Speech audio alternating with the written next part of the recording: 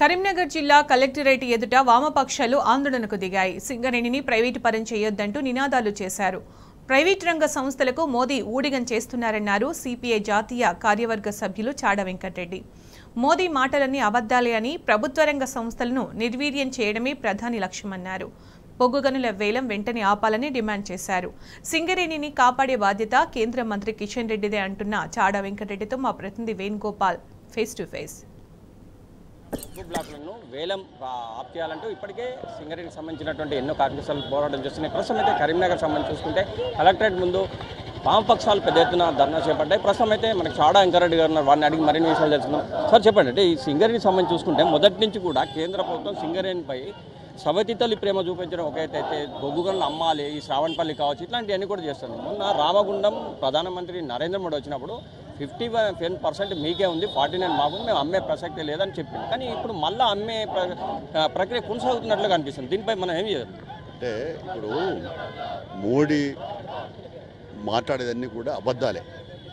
ఆయన రామగుండంలో ఇచ్చిన హామీ ప్రకారంగా ప్రైవేట్ పరం చేయం సింగరేణి అన్నాడు.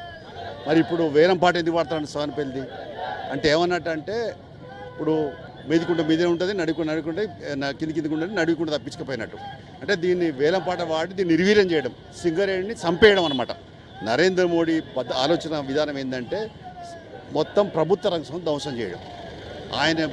ఆయన ఆలోచన అంతా కార్పొరేట్ శక్తులకు ఊడిగం చేయడం, కార్పొరేట్ శక్తుల ద్వారా ఎన్నికల కమిషన్ తీసుకొని లాభపడడం అని తప్ప వేరే లేదు. అయితే వాస్తవికంగా చూస్తే ఇప్పుడు సింగరేణి ఏమైంది, అండర్ మైన్స్ అన్నీ అయిపోతున్నాయి, బొగ్గు అయిపోతుంది, దాటి ఇంకా లేదు. ఓపెన్ కాస్ట్లు ఉన్నాయి 4-5, అవి వాటి ద్వారా ఏదో వస్తే నడుస్తుంది. కానీ ఇప్పుడు ఇంకా ఇది కూడా ప్రైవేట్ అయిపోతుంది, అవి కూడా ప్రైవేట్ అయిపోతుంది. సింగరేణి నిర్వీర్యం కావడమే. ఇప్పుడు ఈయన ఏమంటాడు, మేము సింగరేణి కాపాడుతాం అంటాడు. అంటే సింగరేణి మొండే ఉంటుంది, ఈ వేలం పాడితే తలకాయ పోతుంది. తలకాయ లేని మొండే ఏం పని చేస్తుంది. అందుకనే ఆ రకంగా మోడీ ప్రభుత్వం తక్షణమే ఈ మరి వేలాన్ని ఉపసంహరించుకోవాలా. ఇక మొన్న ఈ మధ్య కిషన్ రెడ్డి గారు ఆయన ఎవరన్నారో ఏం తెలియదు కానీ నేను తెలంగాణ బిడ్డని అన్నాడు. అంటే నీ రేషన్ చూపించు కిషన్ రెడ్డి, నీ రేషన్ చూపించు, తక్షణమే ఆపితే నువ్వు తెలంగాణ రేషన్ చూపించినట్టు. వాటి తప్పనిసరిగా స్పందించాలని డిమాండ్ చేస్తున్నాం. నరేంద్ర మోడీ కూడా ఇప్పుడు ఇవాళ టీడీపీలు కూడా వచ్చారు. టీడీపీలు కూడా నరేంద్ర మోడీకి మద్దతు ఇస్తారు. నరేంద్ర మోడీ కూడా మొన్న ప్రమోషన్ చేసిన తర్వాత నేను ఇదివరకు 10 ఏళ్ళ కాదు ఇష్టం ఉన్నట్టు చేసిన, ఇప్పుడు చెయ్యను అన్నాడు. కాబట్టి ఇప్పుడు మోడీ టీడీపీ వాళ్ళు వీళ్ళందరూ కూడా చెకప్ పెట్టాలి, పవన్ కళ్యాణ్ వీళ్ళంతా కూడా. కాబట్టి సేవ్డ్ సింగరేణి, సేవ్ మరి ఏదైతుందో ఎంప్లాయ్మెంట్ అని చెప్పి అనుకోవాలా. ఇవాళ తెలంగాణకు సింగరేణి తలమానికి అలాంటిది, ఓ రకంగా నల్ల బంగారం. కాబట్టి 1,20,25,000 మందికి ఉద్యోగాలు కల్పించింది, ఇంకా అనేక మంది లక్షలాది మందికి ఉపాధి ఇచ్చేది.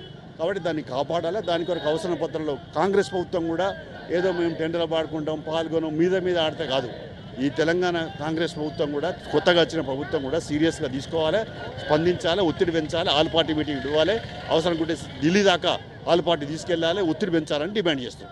ముఖ్యంగా ఇటు ఓవైపు పార్టీలు, సింగరేణి కార్మికులు ఎంతమంది కూడా కేంద్రంపై అంటే ఎంత ఒత్తిడి తెచ్చినా కూడా ఒంటెత్తి పోకడతో పోదు, ఓవైపు అమ్మమని చెప్తూనే అమ్మే ప్రయత్నాలు చేస్తాను. దాన్ని మీరు రాబోయే రోజు ఎట్లా ఎదుర్కొంటారు? అదే ఇప్పుడు చెప్పింది అదే. ఒకవైపున భాగస్వామ్య పక్షాల మీద ఒత్తిడి పెంచడం, టీడీపీ పవన్ కళ్యాణ్, బీజేపీ మీద ఒత్తిడి పెంచడం. తెలంగాణ కాంగ్రెస్ ప్రభుత్వం అధికారంలోకి వచ్చింది కాబట్టి వీళ్ళు కూడా ఆల్ పార్టీని మీటింగ్ తీసుకొని కలిసి తీసుకెళ్ళి ఢిల్లీ దాకా ఒత్తిడి చేసి పెంచి సింగరేణి ఏదైతే వేలాన్ని ఆపడానికి ప్రయత్నించడం, ఇన్ని రకాల ప్రయత్నాలు చేసి ముప్పెట దాడి, నరేంద్ర మోడీ ఆలోచన విధానానికి ముప్పెట దాడి ద్వారా అడ్డుకొట్టడమే లక్ష్యంగా మా ప్రయత్నం సాగిస్తాం. చాడా వెంకరెడ్డి గారు చెప్తుంటే ఏదేమైనా కానీ ముప్పేట దాడి అంటే సింగరేణిని రక్షించుకోవాలంటే ప్రతి ఒక్కరు కూడా ఏకతాటిపైకి రావాల్సిన అవసరం ఉంది. రాబోయే రోజుల్లో సింగరేణిని కాపాడుకునేందుకు అవసరం అనుకుంటే ఎలాంటి చర్యలకని మేము సిద్ధం అని చెప్తున్న నేపథ్యం కనిపిస్తుంది. ఇది ఇక్కడ తాజా పరిస్థితి. కెమెరా పర్సన్ సుధాకర్తో వేణుగోపాల్, టీ న్యూస్, కరీంనగర్.